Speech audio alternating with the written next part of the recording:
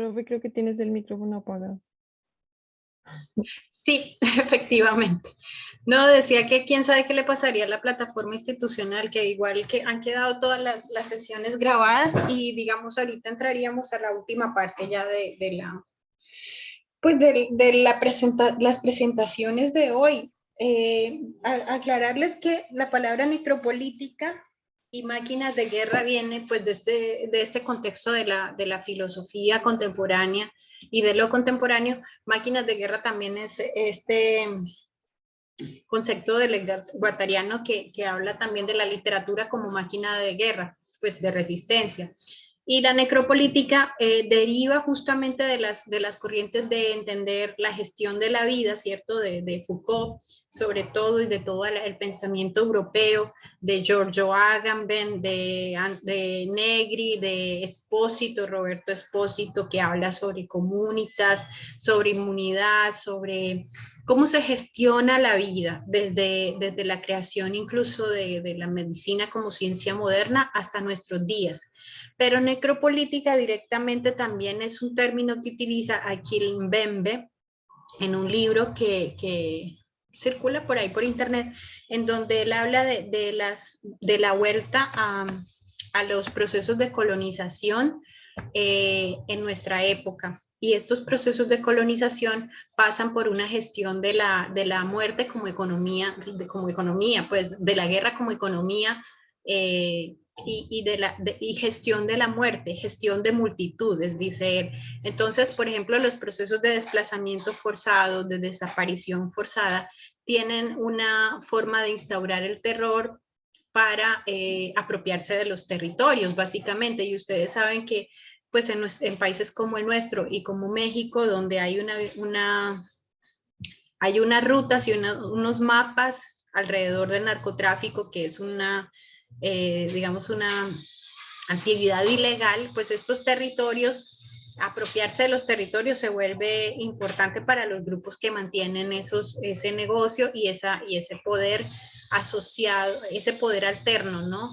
Que no es el poder hegemónico estatal, sino que está asociado a otro tipo de adquisiciones de riqueza. Entonces, en este sentido, todo lo necropolítico genera también unas necroescrituras, y las necroescrituras tienen que ver con la aparición del cadáver allí, que es lo que define Cristina Rivera Garza como escrituras del cadáver. Por eso el título del libro, Los muertos indóciles, pero sigue siendo la misma noción de ese pueblo que falta, el pueblo que falta en la vida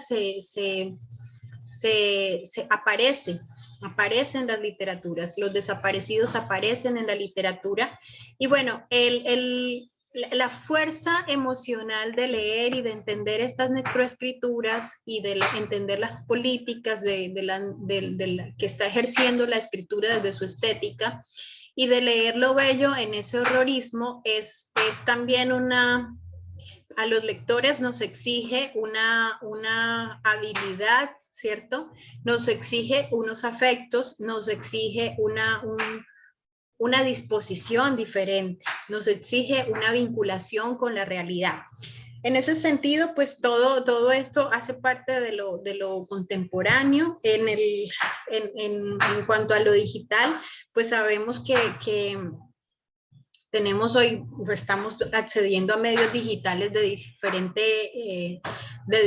diferentes funciones también, y desde la educación y desde diferentes campos por la pandemia también. Y bueno, aquí hay una especie, dice Marina Garcés, una especie de vuelta a lo inacabado, es decir, de vuelta a los orígenes a través de la misma recreación de lo que se ha acabado. Entonces, para Marina Garcés, la filosofía no se acabó, sino que está en la literatura, está en el arte. La política y toda lo que denomina Jacques Rancière la política de lo sin parte, en las crisis ideológicas que hay en el mundo, están en el arte y en la literatura. Entonces, el arte y la literatura, el arte, la música, la danza, el teatro, todas las artes liberales, por decirlo al modo de la Grecia de Occidente, se vuelven una fuente de lo político, de manifestación de lo político en lo contemporáneo. Para definir lo contemporáneo, Giorgio Agamben, en su ensayo sobre lo contemporáneo, dice que ser contemporáneo es posesionarse en el umbral entre lo que pasó y poder ver lo que viene y tener la capacidad de observar en el dintel, por así decirlo, en ese lugar en ese lugar de acoplamiento, diría Deleuze, en esos lugares de la fuga, también dirían ellos, diría Gilles Deleuze y Deleuze-Guattari, poder observar allí la época, poder observar la época.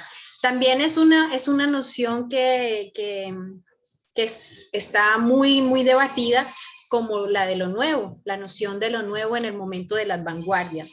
Sin embargo, en el presente, en esa creación constante del presente, los medios digitales también nos traen otra forma de ver la literatura y es justamente las escrituras del presente, cómo se reactualizan a través de un timeline. Cristina Rivera Garza tiene una crónica que se llama Estación Camarón, que la pueden ubicar en Twitter, que ya no es ensayo, sino es creativa, es una crónica de creación en el timeline de Twitter para hablar de la desaparición de un grupo de personas en este lugar, en Estación Camarón, que es una presa en Tamaulipas, y bueno, ahí hay una crónica sobre lo que aconteció, pero contada desde un anónimo en Twitter, pero se sabe que el anónimo es Cristina Rivera Garza, y esto está documentado y se ha escrito sobre ello. Esa reescritura permanente del presente obedece también a las mismas lógicas neoliberales, a esto que la máquina de guerra hace y organiza. Y uno puede pensar también, no sé si conocen el texto, la novela de George Orwell, 1984, donde se habla de esas reescrituras en presente, en ese mundo ficcional que construye Orwell, en donde la historia no existe, el pasado no existe, todo el tiempo estamos en presente. Y eso es lo que hacen los medios digitales, actualizar el presente. Y allí la literatura y la poesía se vuelve trascendental, porque entonces nos permite hacer memoria, registrar lo afectivo, actualizarnos frente a la expresión de lo afectivo. Y bueno, estas escrituras del presente tienen además la característica del contagio, de la viralización, ¿no? De la espora, como decía en este Tratatus Logicus del Twitter, Cristina Rivera Garza. Y otra cosa que tienen es que no hay algo que defina un criterio de lo bello y lo puro, ¿sí? Es decir, si nosotros vamos a decir alta literatura de los medios digitales, pues no, eso no nos va a servir, porque realmente los mensajes y los criterios de valoración estética son otros. Entonces, hay que buscar cuáles son esos otros criterios para definir qué es lo bello, qué es lo estético en estas escrituras. Muy bien, vamos a terminar el día de hoy esta parte con la lectura de los perros románticos. ¿La tienen por ahí a la mano? Los perros románticos, para mirar lo contemporáneo en cuanto a que les dije que para mí constituye una especie de parteaguas la forma en que está escrito este texto en relación con la poesía. ¿Sí lo tienen? Era solo un poema, ¿sí? Pues vamos a escoger, cada uno escoja un poema, pero antes del poema yo quiero hacer una apertura del texto, del techo de la ballena. Es como para relacionar varias cosas. Hemos hablado aquí del nadaísmo. Stephen, yo se los puse, igual se consigue en internet, pero yo se los puse ahí en el ¿cómo se llama? Se los puse ¿dónde? En el WhatsApp. Hablamos de ¿cómo se llama? Del nadaísmo. en una clase anterior, en los años 60, pero quiero que miremos un poco temas del techo de la ballena, que es otro movimiento de los 60 y 70 en Venezuela que casi no conocemos y que dice mucho como también de los cambios que vienen con el cambio de siglo. Y estas son como frases del manifiesto tomadas de esta antología del techo de la ballena, del perro y la rana del 2008. Las consignas son las siguientes. Para la restitución del magma, es necesario restituir el magma de la materia en ebullición. La lujuria de la lava. Colocar una tela al pie de un volcán, restituir el mundo, la lujuria de la lava, demostrar que la materia es más lúcida que el color, de esta manera, lo amorfo, cercano a la realidad, todo lo superfluo que le impide trascender, supera la inmediatez de la materia como medio de expresión, haciéndola no instrumento ejecutor, pero sí un medio actuante que se vuelve estallido. Impacto. Hay que restituir al magma en su caída, la materia en ebullición. El gran magma, 24 de marzo de 1961. Bajo toda estructura que pretenda encerrar una dinámica existe ya un germen de ruptura. Vivir es urgente, de ahí que la ballena para vivir no necesita saber de zoología. Pocas realidades son tan emocionantes como un nombre que rompe todas las liturgias del lenguaje. El techo de la ballena es más que un nombre. El hambre es el hambre cósmica exigiendo su grito, es un gesto, es una actitud. El hambre cósmica exigiendo su grito. El techo de la ballena es un animal de piedra que resucita el mundo para bienestar de sus huéspedes. El techo de la ballena reina entre los amantes frenéticos dueños de una inconquistada materia.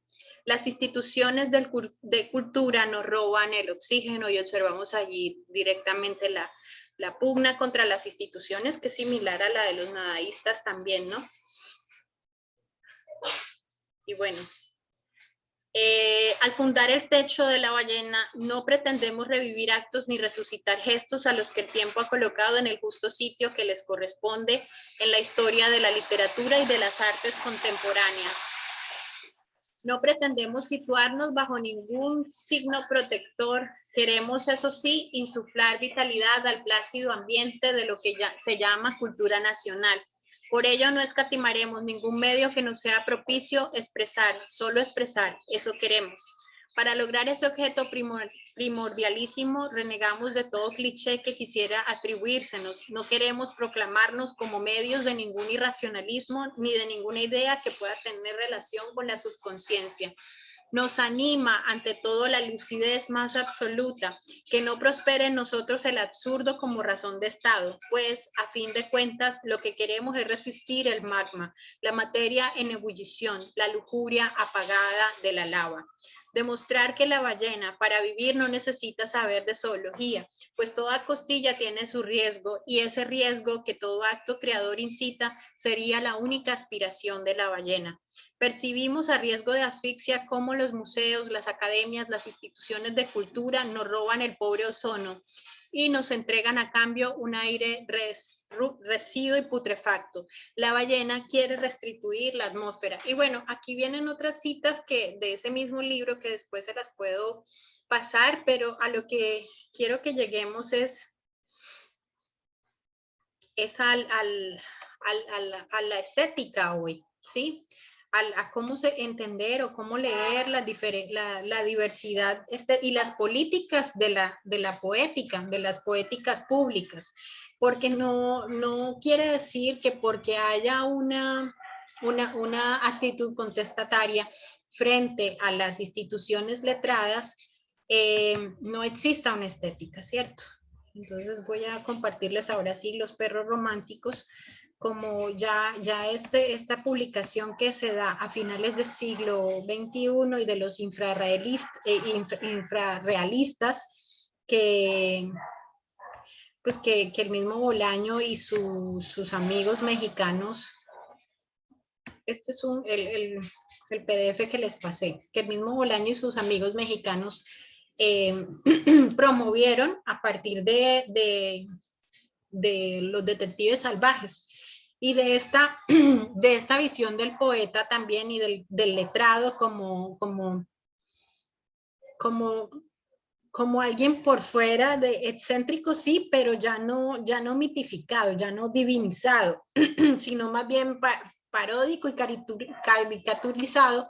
Y luego que continúa en 2666, es una novela sobre los crímenes de Ciudad Juárez, los feminicidios de Ciudad Juárez, donde, perdón, donde Bolaño también hace un personaje que es que viene de la Primera y la Segunda Guerra Mundial, un personaje nazi, y hay una crítica directa a la crítica literaria, ¿sí? Al papel de la crítica literaria frente a las realidades sociales, tales como los femicidios y la crueldad, pues en un mundo de horror, de horrorismo, como diría Iliana Diegues. Entonces, aquí en Los Perros Románticos, Perdón, ¿cómo es que se llama la que dijiste, la de los feminicidios? 2666, es una novela que es bastante, pues es como Los Detectives Salvajes, bastante extensa. Y la primera parte es la parte de la crítica, la segunda parte es la parte de los feminicidios y es súper fuerte. Pero en la primera parte está condensada toda la parte de un poco la crítica a la alta cultura. Es que quiero que observen que el mundo contemporáneo, en ese pararse en la mitad de lo anterior y lo nuevo, tiene unas rupturas con lo letrado, tiene unas críticas muy fuertes frente a cómo se ha venido llevando, digamos, esta necesidad como de enaltecer la letra, ¿no? Como de ponerla por fuera de la realidad social. Y en cambio sí tiene una vuelta que tiene un valor estético, que tiene muchos valores estéticos, y que están como interpelándonos a ser escuchados y a ser entendidos desde otra lógica, no ya de la buena escritura o de la buena literatura, sino de la lengua en sí, de esas lenguas extranjeras que circulan dentro de la misma gran lengua española, por decirlo de algún modo, y que son menores y que son colectivas y que tienen unas formas de representar lo afectada que está nuestra sociedad de amenaza, lo afectado, lo doloroso, lo melancólico, ya no el desencanto, ¿sí? No, acuérdense que antes el poeta y el escritor era el desencantado, finalizando la modernidad, por eso nuestro último movimiento poético en Colombia se llamó la generación desencantada, ¿cierto? Que era este movimiento donde estaban, esta generación donde estaba María Mercedes Carranza, José Luis Díaz Granados, y hay recientemente una publicación sobre esto, la generación desencantada o la generación sin nombre también se le decía, que anticipa las crisis políticas que estamos viviendo, pero ya desde un lugar donde pareciera que no hay nada que hacer y el escepticismo es la norma. Hoy en día no podemos hablar de generación, pero sí hay una actitud diferente y la militancia política también es diferente sobre lo poético y las estéticas también están reclamando otras lecturas de lo diverso, porque no basta con decir que hay una buena o una mala literatura o que algo puede ser o no poesía. No es esa la pregunta es qué en esa poesía, cuál es su valor estético, cuál es su propia lengua en cada poema o en cada poesía o en cada autor inclusive. Entonces leo Los Perros Románticos. Yo soy algo así como un pastor alemán o como un chihuahua a veces. Los Perros Románticos. En aquel tiempo yo tenía 20 años y estaba loco. Había perdido un país, pero había ganado un sueño. Y si tenía ese sueño, lo demás no importaba, ni trabajar, ni rezar, ni estudiar en la madrugada junto a los perros románticos. Y el sueño vivía en el vacío de mi espíritu, una habitación de madera en penumbras, en uno de los pulmones del trópico. Y a veces me volvía dentro de mí y visitaba el sueño, estatua eternizada de pensamientos líquidos, un gusano blanco retorciéndose en el amor. Un amor desbocado, un sueño dentro de otro sueño, y la pesadilla me decía, crecerás. Dejarás atrás las imágenes del dolor y del laberinto y olvidarás, pero en aquel tiempo crecer hubiera sido un crimen. Estoy aquí, dije, con los perros románticos, y aquí me voy a quedar. Otra característica de lo contemporáneo es la migración, el cuerpo desplazado, ¿no? Lo veíamos también con esto de Sebastián Salgado, que a propósito nos presentaba Laura, y en Colombia con Jesús Abad. Todas estas fotografías, estas imágenes de guerra, estas imágenes, bueno, también la migración venezolana, está la migración oriental, sí, en Medio Oriente, hay un fuerte movimiento migratorio de distintos tenores por la guerra y también por catástrofes naturales, que hace que en esta época el movimiento sea la constante. Por lo tanto, los sujetos escritores también tienen en esta lengua extranjera, tienen un cuerpo migrante, un cuerpo que se mueve todo el tiempo.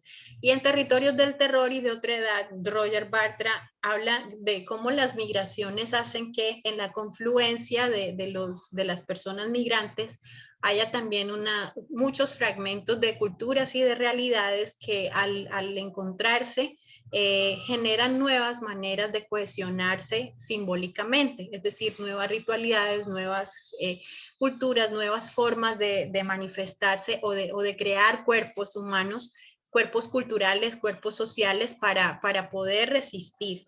Y eso también está reclamando otras lecturas. Son temas que emergen de lo contemporáneo que no se están atendiendo porque todavía estamos en la visión de la buena literatura, las bellas letras y el bello sexo en algunos casos, ¿no? Es decir, las tensiones del mundo contemporáneo están en estas disrupciones que están como parte de la realidad humana y en una concepción derechista, conservadora, que se impone a nivel de las culturas hegemónicas y de las políticas también neoliberales y que están en toda Latinoamérica y que, bueno, la pandemia las ha hecho también muy evidentes.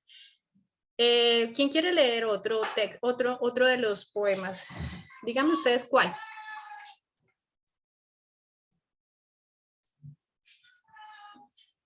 Vamos a leer Resurrección. ¿Quién lo lee? Yo, profe. Adelante, Isaura. Resurrección. La poesía entra en el sueño, como un buzo en un lago. La poesía más valiente que nadie, entra y cae el plomo. En un lago infinito, con Lochnes, o turbio e infausto como el lago Latón. Contempladla desde el fondo, un buzo inocente envuelto en las plumas de la voluntad. La poesía entra en el sueño, como un buzo muerto, en el ojo de Dios.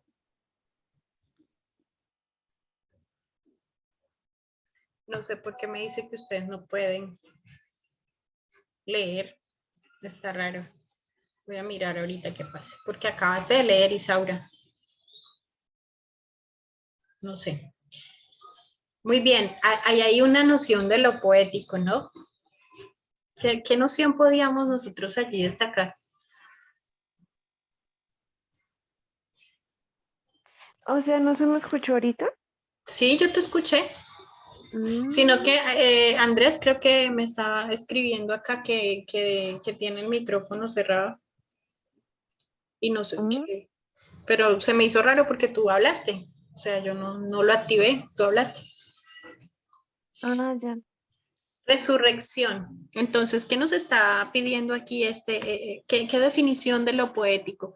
Bueno, ¿quiénes son los perros románticos primero? Esa era la gran pregunta que surgía en el fondo de este libro. Ustedes que leyeron, ¿quiénes son y qué hacen los perros románticos? ¿Por qué los perros románticos?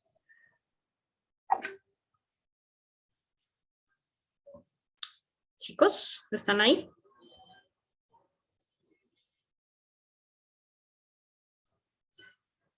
Aquí hay unas posturas antilíricas, ¿no? Es decir, no es una lírica total, así pura, como en el sentido romántico incluso, sino que está fragmentada el uso del lenguaje, como lo ven estos versos encabalgados aquí, nos están dando otra lengua, nos están hablando de un antilirismo, no es una lírica pura, es más una lírica, son más posiciones antipoéticas de un lado, pero también hay una noción de poesía en el fondo. ¿Hablamos de eso? ¿Qué es la poesía para Bolaño en este texto? Yo siento que es como una resistencia como la forma de resistir. Sí lo relacioné mucho con los real visceralistas, como un grupo, como una minoría, como eso que lanza también como un mensaje contestatario de alguna manera, pero que resiste, ¿no? Desde ese nicho, desde esa posición de pronto marginalizados. No lo leí todo, el texto, pero es Okay. como la sensación que me queda. Y desde esa condición animal, orgánica de la poesía también, ¿verdad? Por eso son esos perros, o sea, ¿quién es un perro? El que está en la calle, a la intemperie, el que está salvaje de alguna manera, que también se deja domesticar, pero digamos hay una noción en el fondo y vamos a ver esto en esta otra condición de animal que es el gusano. El gusano. Y los visceralistas también, a propósito del techo de la ballena, pues son estas artes de sesenteras y ochenteras, sesenteras y setenteras dentro de las que están los infrarrealistas que utilizan, van al orgánico de la desazón por la realidad social, al orgánico de la desazón por las instituciones, ¿sí? Demos gracias por nuestra pobreza, dijo el tipo vestido con harapas, perdón, el gusano. Demos gracias por nuestra pobreza, dijo el tipo vestido con harapos. Lo vi con este ojo, vagaba por un pueblo de casas chatas, hechas de cemento y ladrillos entre México y Estados Unidos. Las ciudades de frontera se vuelven también importantes para todo lo que es un lugar intermedio. Recuerden también las poéticas de las feministas afro interseccionales que hablan de estos lugares, como Gloria Ansaldúa, que habla de estos lugares de la raja, de la frontera como un lugar de enunciación, porque con estos cuerpos migrantes, pues, ¿qué es lo que nos queda? En la fractura, y en esas fracturas es donde se configuran nuevas formas de resistencia. Demos gracias por nuestra violencia, dijo, aunque sea estéril como un fantasma, aunque a nada nos conduzca, tampoco estos caminos conducen a ninguna parte. Lo vi con este ojo, gesticulaba sobre un fondo rosado, que se resista al negro, a los atardeceres de la frontera, leídos y perdidos para siempre, los atardeceres que envolvieron al padre de Lisa a principios de los 50, los atardeceres que vieron pasar a Mario Santiago, que es el otro compañero, pues, de los infrarrealistas de Bolaños, arriba y abajo, aterido de frío en el asiento trasero del coche de un contrabandista, los atardeceres del infinito blanco y del infinito negro. Estamos en la misma época, nadaístas, infrarrealistas y el techo de la ballena, México, Venezuela y Colombia. Lo vi con este ojo, parecía un gusano con sombrero de paja y mirada de asesino, y viajaba por los pueblos del norte de México como si anduviera perdido, desalojado de la mente, desalojado del sueño grande, el de todos, y las palabras eran, madre mía, terroríficas. Parecía un gusano con sombrero de paja, ropas blancas y mirada de asesino, y viajaba como un trompo por los pueblos del norte de México sin atreverse a dar el paso, sin decidirse a bajar al DF. Lo vi con este ojo ir y venir entre vendedores ambulantes y borrachos, temido con el verbo desbocado por las calles de casas de adobe, parecía un gusano blanco, con un bali entre los labios o un delicado sin filtro, y viajaba de un lado a otro de los sueños, y es la poesía. Esa navegación, tal que un gusano de tierra, arrastrando su desesperación, comiéndosela, un gusano blanco con sombrero de paja bajo el sol del norte de México, en las tierras regadas con sangre y palabras mordaces de la frontera, la puerta del cuerpo que vio a San Pequipa. Ay, 10 minutos nos quedan otra vez. La puerta de la mente desalojada, el puritito azote y el maldito gusano blanco allí estaba con su sombrero de paja y su pitillo colgando en el labio inferior, y tenía la misma mirada de asesino de siempre. Lo vi y le dije: tengo 3 bultos en la cabeza y la ciencia ya no puede hacer nada conmigo. Lo vi y le dije: sáquese de mi huella, somamón. La poesía es más valiente que nadie. Las tierras regadas con sangre me la pelan. La mente desalojada apenas si estremece mis sentidos. De estas pesadillas solo conservaré esas pobres casas, estas calles barridas por el viento y no su mirada de asesino. Parecía un gusano blanco con su sombrero de paja y su pistola automática debajo de la camisa, y no paraba de hablar solo o con cualquiera acerca de un poblado que tenía por lo menos 2000 o 3000 años. Allá por el norte, cerca de la frontera con los Estados Unidos, un lugar que todavía existía, digamos 40 casas, 2 cantinas, una tienda de comestibles, un pueblo de vigilantes y asesinos como él mismo, casas de adobe y patios encementados donde los ojos no se despegaban del horizonte, de ese horizonte color carne como la espalda de un moribundo. ¿Y qué esperaban que apareciera por allí?, pregunté. El viento y el polvo, tal vez. Un sueño mínimo, pero en el que empeñaban toda su obstinación, toda su voluntad. Parecía un gusano blanco con sombrero de paja y un delicados colgando en su del labio inferior. Parecía un chileno de 22 años entrando en el café La Habana y observando una muchacha rubia sentada en el fondo, en la mente desalojada. Parecían caminatas a altas horas de la noche de Mario Santiago.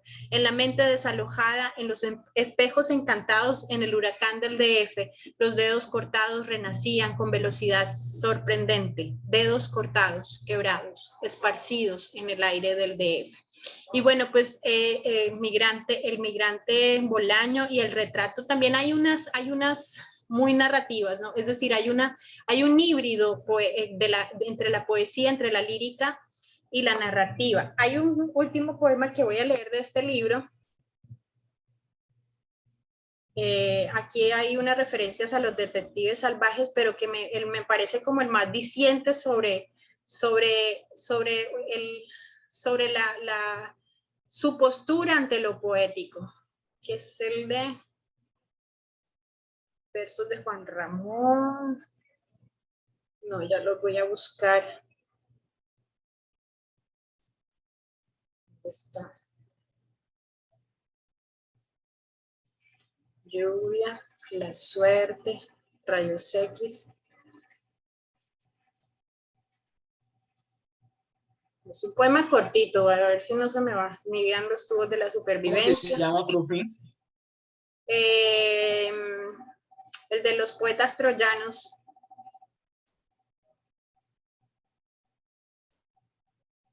¿Qué página será? Creo que es la 68, profe. ¿Será la última? Creo. ¿Se llama Entre las moscas? Entre las moscas. Ese es el título, gracias. ¡Ya de los poetas troyanos! Entre las moscas. Muy bien. Poetas troyanos. Ya nada de lo que podía ser vuestro existe. Ni templos, ni jardines, ni poesía. Sois libres, admirables poetas troyanos. ¿No? Estamos ante un cadáver, el cadáver de la poesía, que ya no nos pertenece, ¿no? Y el gusano es ese, también son si se fijan, son puras referencias a animales de la carroña, ¿no? Pues animales que están ahí entre la muerte. Entonces, este libro hace podríamos decir, hacer una hipótesis de lectura a través de esa animalidad, de lo animal que deviene dentro de la postura poética del autor como una estética también, la estética de lo necro, que en ninguna parte se muestra el cadáver, pero están las moscas, están los gusanos, está el sueño, está lo onírico, está la visión del poeta, está la fragmentación del migrante también. Hay muchos gestos también al amor, a la intemperie, a todo lo que está en la calle. No hay una posición íntima, digamos, dentro de casa, sino todo está a la intemperie. todo está por fuera, todo lo que está pasando, o en el desierto o en la superficie en exteriores, dijéramos desde el cine, ¿no? Entonces ahí hay una ruptura con lo poético ya que viene trazándose desde la modernidad hacia lo conversacional. Incluso hay una ruptura con lo conversacional porque hay aquí ya una apuesta más narrativa. Decía ahora Octavio Paz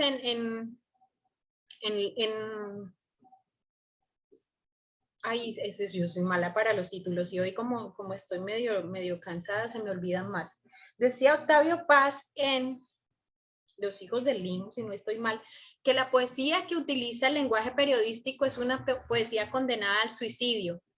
O sea, como que se contagia de un lenguaje borroso. Y realmente lo que estamos viendo aquí es que hay una intención de contar unas narrativas, unas imágenes que están contagiadas afectadas de horror.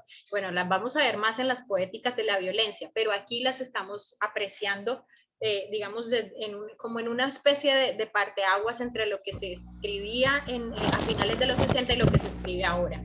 Vamos a hacer una cosa, vamos a salir y entramos por última vez para cerrar el curso, hablar de la siguiente clase y tendríamos una media horita. Entonces voy a apagar aquí y volvemos a entrar, ¿listo? Vale, profe.